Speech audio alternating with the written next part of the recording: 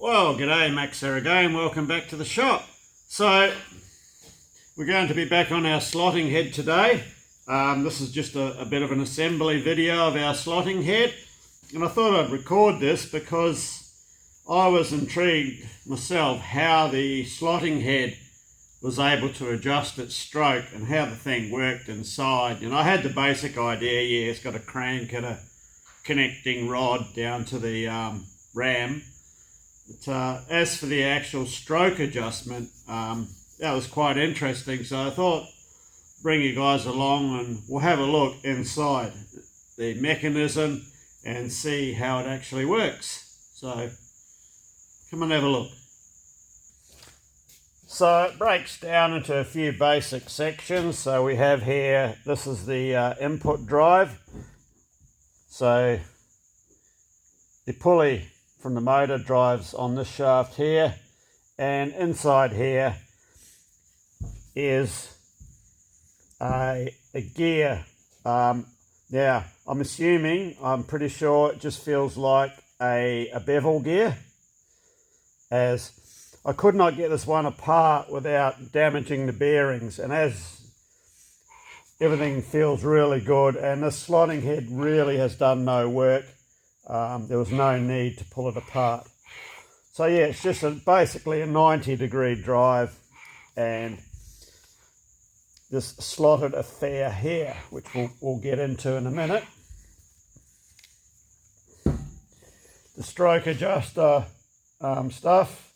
Oh, excuse me. The clapper box and the connecting rod and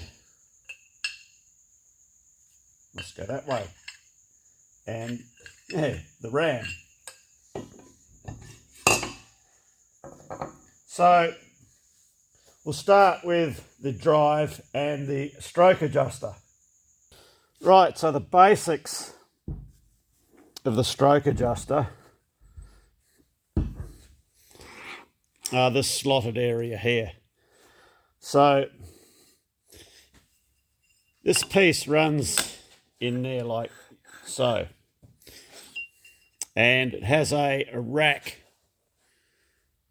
inside, and the rack is controlled by this pinion shaft which lets it go side to side, and of course the pinion shaft goes through there to control the rack. And so the basic operation of it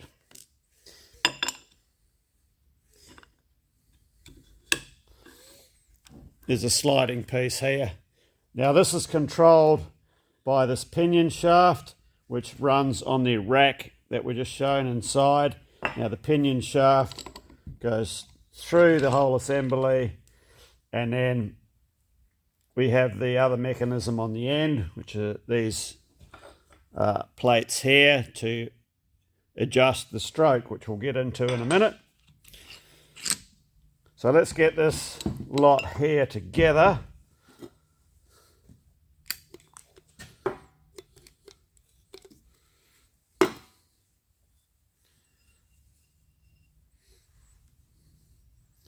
So our pinion slips inside. Plenty of oil on everything.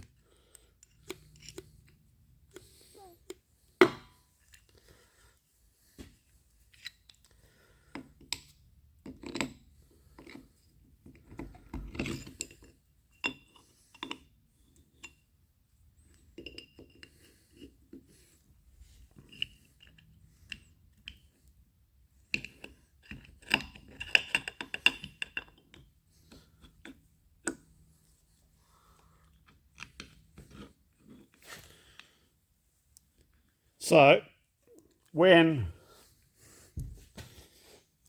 I rotate this adjuster shaft, it changes the position toward or away from center of this crank pin. So the crank rod goes on here, and that's how the stroke is altered. So there's a couple of retainer strips, I'll just get them in place.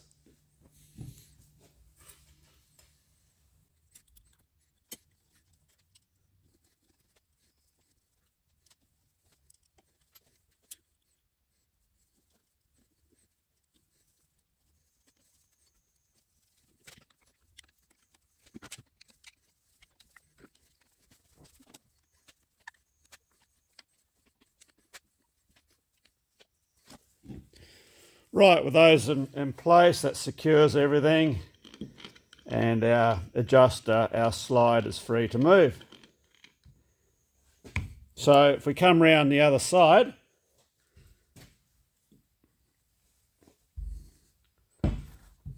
we'll get our adjuster locking ring mounted up. I just had to flip one of these plates around the other way, as it has a folded tab on the end. And there's one on the other one as well on this end, and that keeps the whole mechanism from coming out of engagement of the rack. So that limits the travel. So coming back round to the other side, looking at the adjuster here. So what we have first, we've got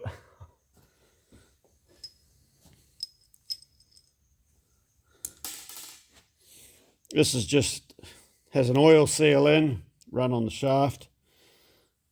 It's just a retainer for an oil seal.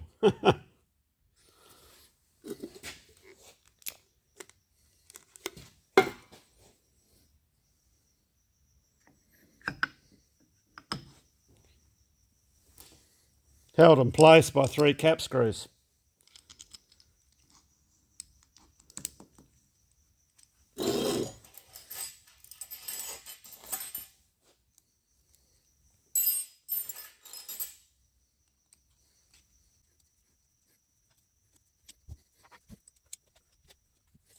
And they just nip down and make sure our whole thing still rotates, no problem.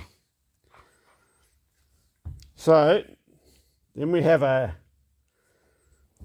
this key, there's a keyway goes in. So right on the top of the shaft here, this is the driving shaft which drives the whole rotating mechanism. There's a little keyway goes in here, or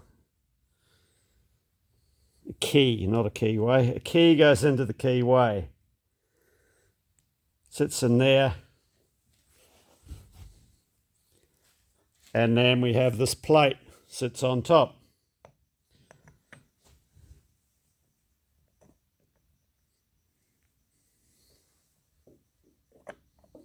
Hopefully sits on top. Let's try it without the key.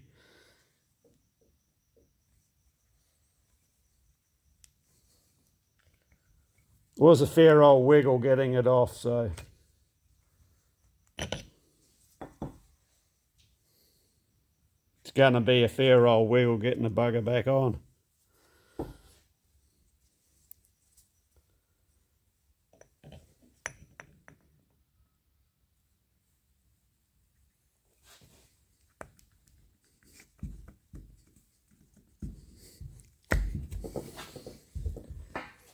Just give it a bit of a light tap.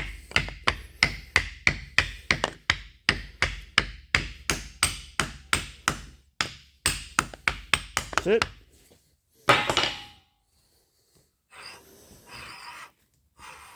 Okay, so what that does, this plate is on the driven shaft, and it's a locking mechanism to lock the position of this adjuster shaft to the rotating shaft. So it locks that to that. So we have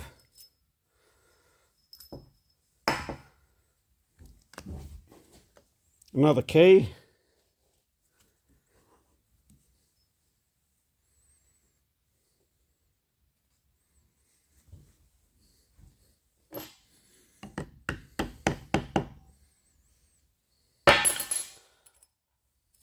spring.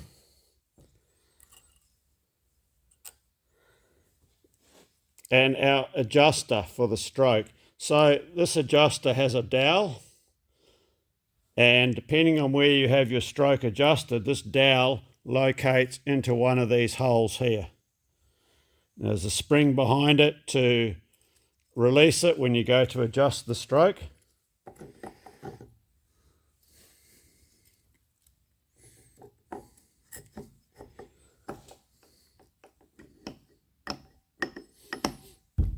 And there's a nut and washer go on here. So this ring is, let's put a block of wood under it. I'll bring you in a bit closer. This is graduated for the stroke length. So the graduations on this thing are a bit hinky, as in each graduation on this ring is 100 thou, well, represents 100 thou of movement on this pin here to offset the drive to the connecting rod. So from its zero position, or its neutral position, which is center there, so this is not oscillating, it's just rotating. So if we move this around to the 5, so that represents 500 thou. So our shaft has now moved 500 thou off center, which will give us 1 inch of stroke. So yeah, the dial represents 50% of the stroke, or the distance the driving pin has moved off center from the neutral position. That's really hinky. I would have preferred to have a direct reading on this stroke. So now we know, yeah, it's 50% of the stroke, and each graduation is 100 thou. So that means total stroke is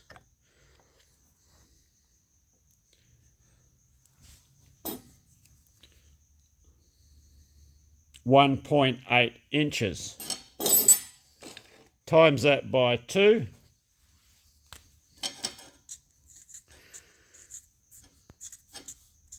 .6 inches. Okay, so now we know what's going on here. We're all over it like a cheap suit. We know how the adjuster works and what the divisions represent. We can now move on to the other part. So now the other part consists of we've got the main housing, the sliding ram. There's a gib strip for the side, the connecting rod to connect the sliding ram to the crank mechanism, and there's a retainer to retain the ram as well. So this whole thing, I'm pretty sure that this is all made in China. There's no name tag or badges or anything on it with the makers who made it, except for the Chinese badge on the electric motor.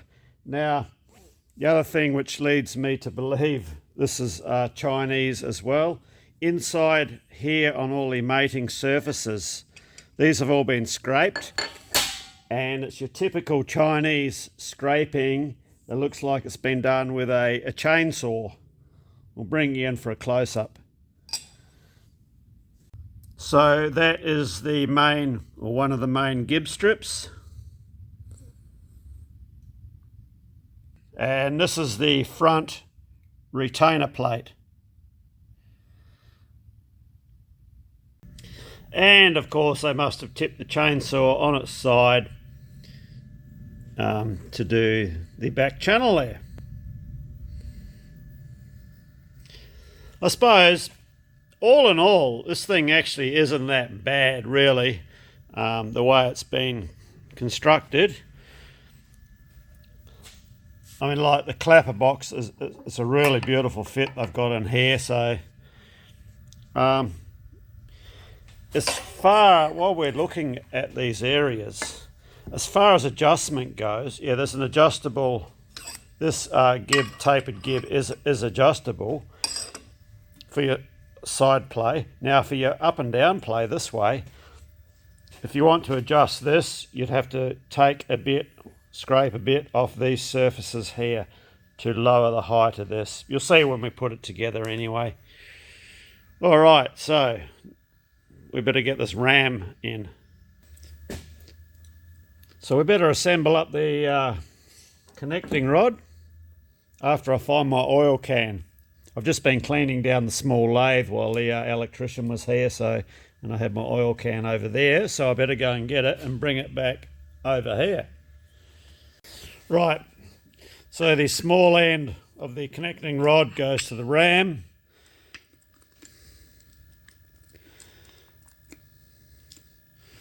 We'll get a bit of oil around that.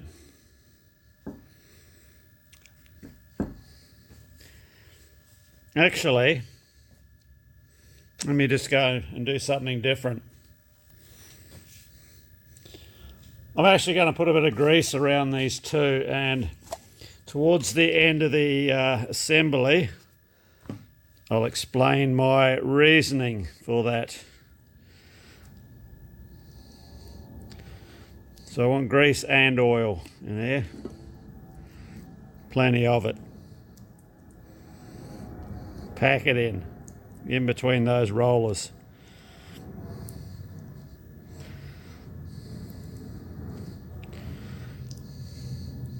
Okay, so it has this inner race which goes in.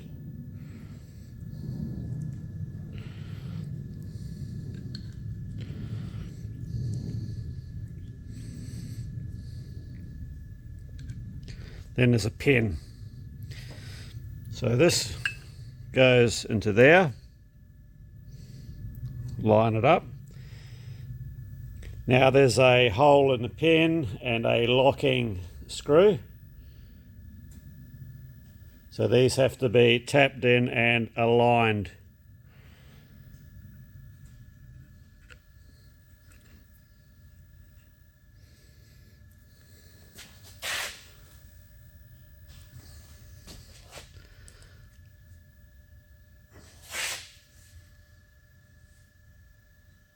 Something like that. Right. I'm just going to use the end of a Allen key so I can feel it when that hole comes through.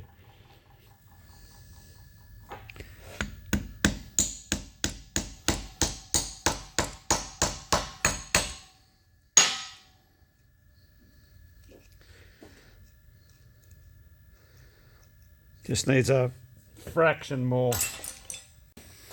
Yeah, okay, we've got some alignment now. That wasn't half a bit of rooting around. Bit of tapping backwards and forwards. It's just to get the dog or the locking screw engaged into the hole in the pin. So we'll do this up.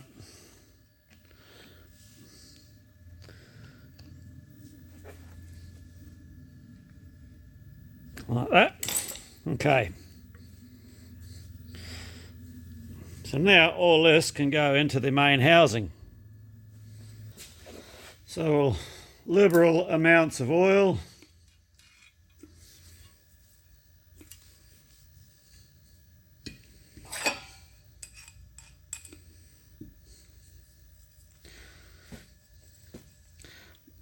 Bayek, the gib adjuster screw here the thread on that wasn't half cheesy. I had to run a die down it. It actually looked more like a buttress thread than an 8mm thread.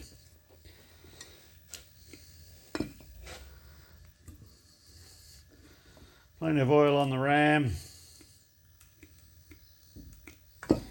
No such thing as too much oil on assembly. And while we're at it, we'll get a bit in this top bearing.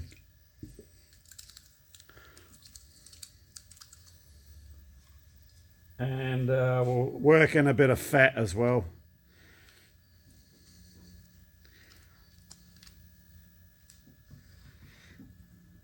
And once again, you'll see my reasoning behind this very shortly. Bit of oil. Okay.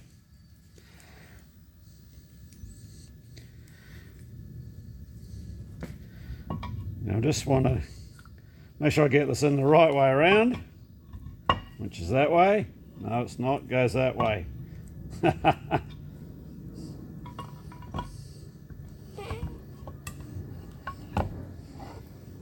Okay. It goes in like that.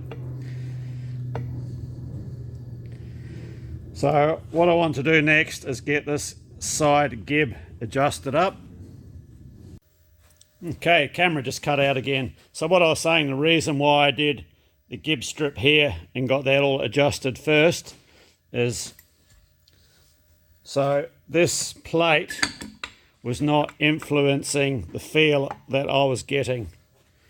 So once I tighten this plate down, which is not adjustable, as I said before, if you need to tighten it up, you've got to scrape some off this surface so the plate sits lower. So when I tighten these down, we should still have a nice free movement in there.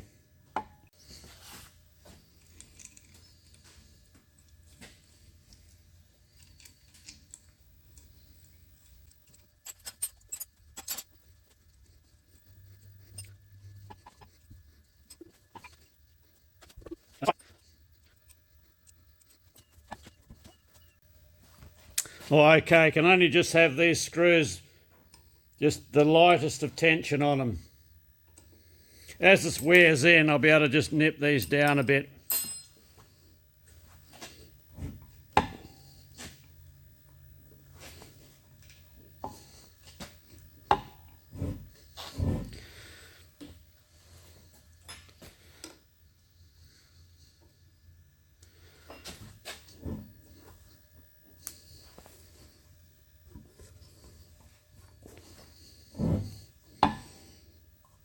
What I could try is turn this whole assembly around 180 degrees. I'll try that. When I stripped this down, a lot of the screws weren't tight. They're only just barely nipped, and that includes these here. And I've only got the bottom four lightly nipped. Now this is beautiful, feels really good, but as soon as I go to put any tension on these, it locks up. So what I'm going to have to do, I'll take this back off, I'll clean the back of it, we'll put a bit of blue on it, and we'll find out where this there's a high spot in there. So typical high precision from the country of manufacture. So I'm just going to put a bit of blue on this with a Sharpie. It's only really the top half where we seem to have an issue.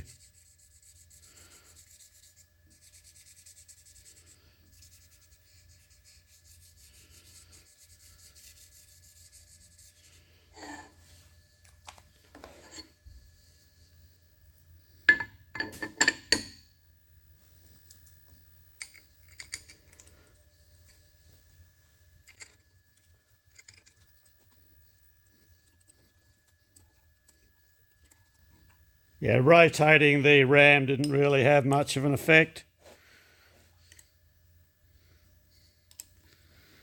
So if we lightly nip the lower four, we're still free.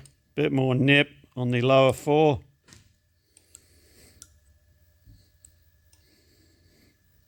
Something that I'm comfortable with, and we're still good.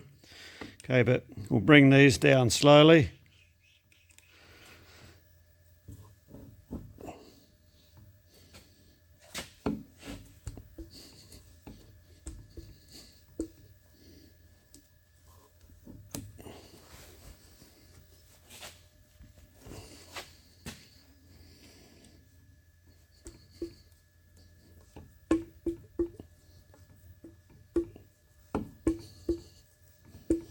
Okay, we'll see where the blue has been worn off, and we'll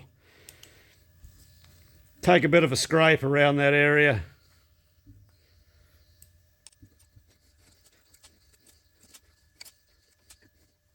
Okay, we can see it there. Just there.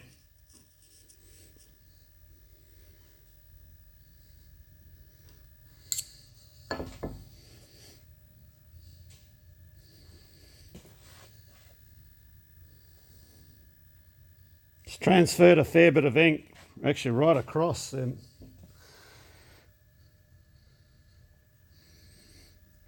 We've also got down the side there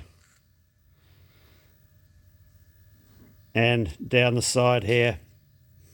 We'll give that a bit of a gentle scrape.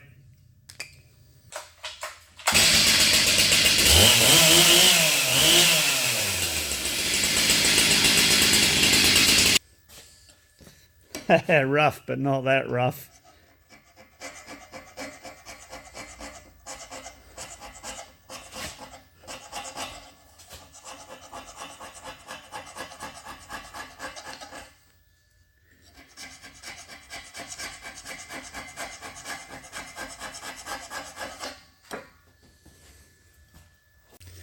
Swap sides.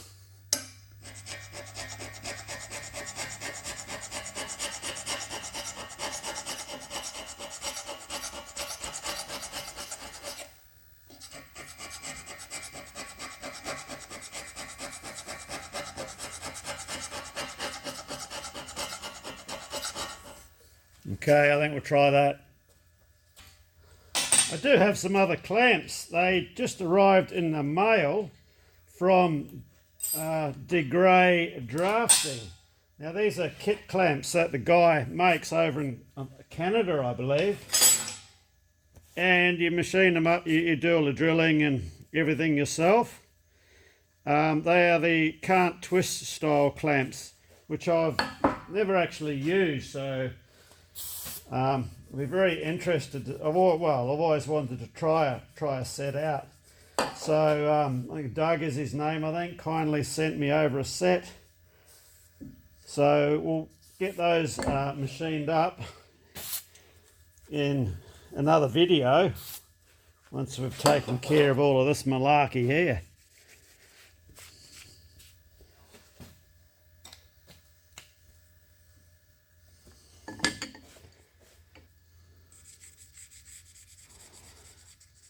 I'm not too worried about using bearing blue and all of that carry on. This is just a rough scrape.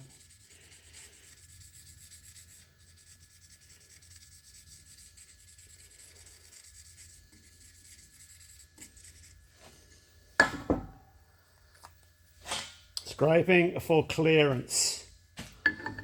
Clearance.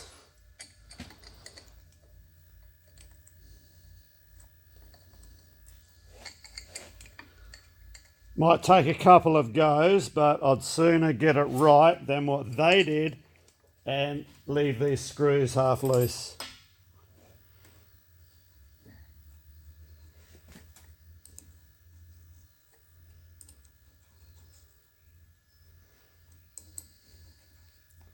I thought this was going to be a quick video.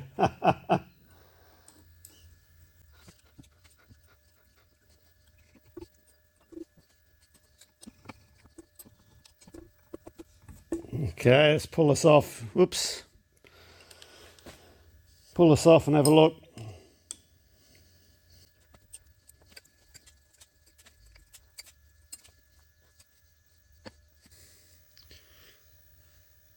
Okay, we've reduced it to that area there. And a little streak down the side here and over here.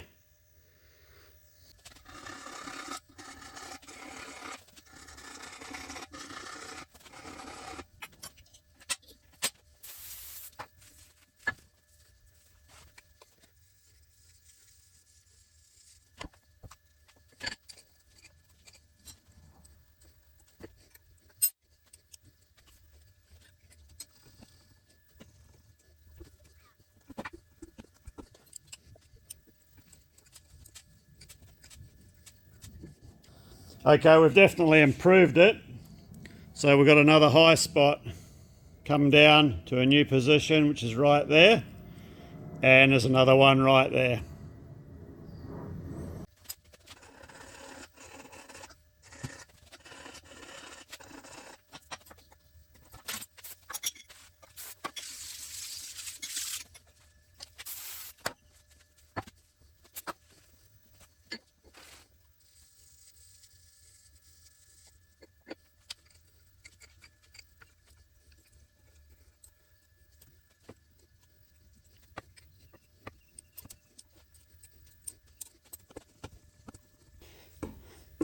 I think we'll put a bit of oil on that and let that go.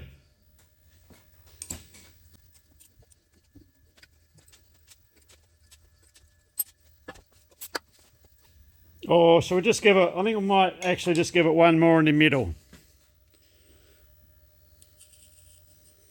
We've got a little spot there. We'll just give this a little quick once over. We'll clean it up, oil it up and put it back together. We don't want it picking up and grabbing and scoring.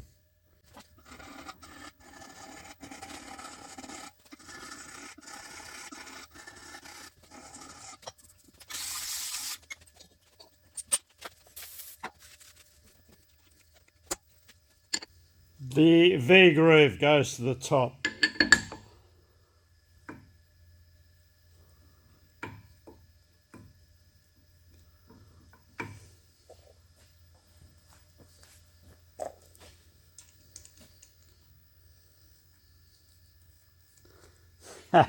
Now I've oiled it up without a final test, it'll probably go tight somewhere else.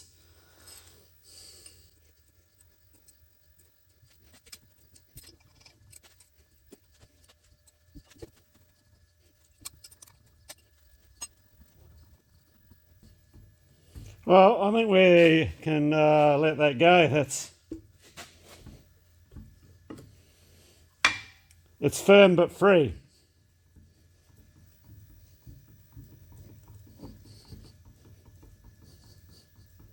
Okay. And for some reason too, they have a little locking screw in the side.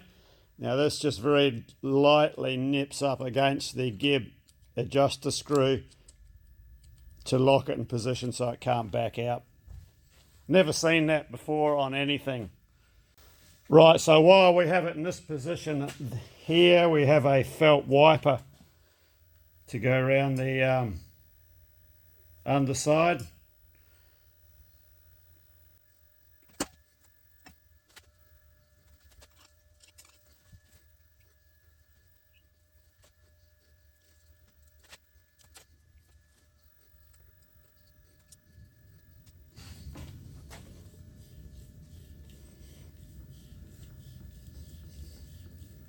Okay, now I'll just go wobbly handheld for a second. If you recall what I said earlier on in the video, why I put grease, a mixture of grease and oil on these bearings. The oil system on this,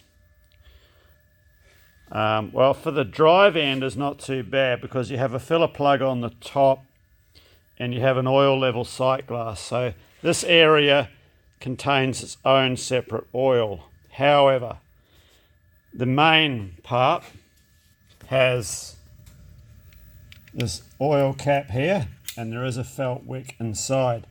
So every now and then you dribble some oil into here, and of course what's going to happen, it'll go down on top of the ram and it will lubricate the ram, and over a period of time it'll probably all ooze out past the felt wiper. Now you can't really fill this full of oil because the ram is hollow and there's a hole in there unless you were that way inclined to plug that off. But yes, there's not much goes on for this Conrod lubrication wise, so that's why I put some grease on as well. So really at the end of the day, periodically these things need disassembling and this Conrod lubricating if you use it a lot. But I think most people it's just a general use, you know, occasional use tool. Yeah, it's I'll be interested to know what the genuine Bridgeport slotting head or other makes have to deal with that problem there. So with the drive extended to its maximum stroke. There's a running bush that fits on the stub there, which this is the inner bush for the needle roller bearing. So if we sort of line that up and sort of have that lined up around the 12 o'clock position with a bit of a wiggly jiggly, we should be able to slot this in the hole like that.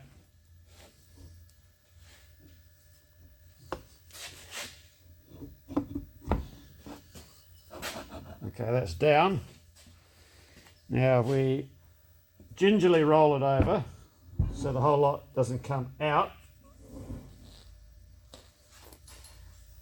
We'll get our cap screws started.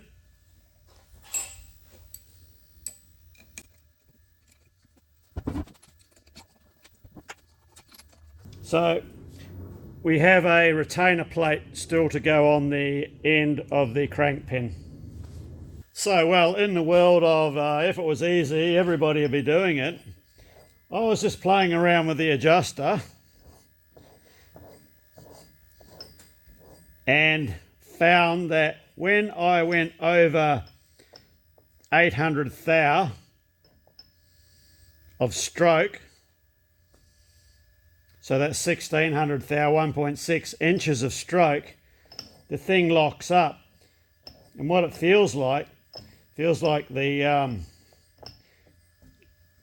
crank pin or the conrod pin or something like that is hitting something inside. Now, when I first, well, before I stripped it, when I was just playing around with the adjuster, because I didn't quite understand how it worked, the thing was doing the same thing. It was only allowing you to adjust to half of its graduated stroke. Now, if you were to go over the setting I've got it on now, the 800 thou or 1600 thou total stroke, if you went over that, the thing would lock up. So we need to really investigate and find out what the hell's going on there. What have they done, the manufacturers, to make? Well, we'll first see if it's a manufacturing cock-up. So I'll pull this back off and we'll have a look. Okay, if we can just quickly jump forward in time here, and yes, it does appear the slotting head is assembled, which it actually is. During the editing of the video, it was going to be quite a long video. Now, I thought this would just be a simple 30-35 minute video, a quick assembly and run through how the thing actually operates. But we came across a lot of hurdles, and we also found out this slotting head has only ever been able to work to half of its capacity since it left the factory in China, as they made a bit of a balls up inside, which we work our way through and repair. So we'll cover that in the next video. And I've also come up with a plan how we can get some oil to the connecting rod. So we're going to do a modification to the oil port here. While I've got you here, also someone commented, and there's been a couple of people have commented on the mounting bracket where it goes on the bridge port, thinking that it should be on top, that way it can swivel around. That's actually not the case. Let's wander over and we'll just quickly briefly give an explanation there. So if you watched previous video, you would have seen our angle bracket. Now this was the one that someone had made up that was with the slotting head when I purchased it. So what I was thinking about doing after looking around at some Bridgeport ones was to possibly look at copying the Bridgeport one, which appears to me to mount both sides and actually sandwich the casting here. That way I could make a small riser around riser with two flat plates coming around, and that would allow the slotting head to pivot around 180 degrees. So I'm going to look at that option, but for now we'll use the supplied bracket. So, well, there you go. It is what it is, but we've got a really good slotting head now. So come around for the part 2, and we'll work through what the Chinese had, the mistake they'd made inside the head. It's just a simple fix, no big drama, but it means we can slot to its full capacity, whereas before it would only slot barely 2 inches. Anyway, cheers, thanks for watching, and see you in the next video.